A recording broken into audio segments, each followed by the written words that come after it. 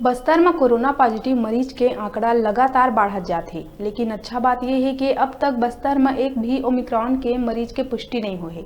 लेकिन आशंका जताई जावत है कि पड़ोसी राज्य ले ओमिक्रॉन बस्तर पहुंच सकत है, जेकर बड़का कारण है रोजाना बस्तर ले दर्जनों बस ओडिशा, तेलंगाना और आंध्र प्रदेश बर चलते। ये बस मन में हर रोज सैकड़ों यात्री के आवाजाही भी होते।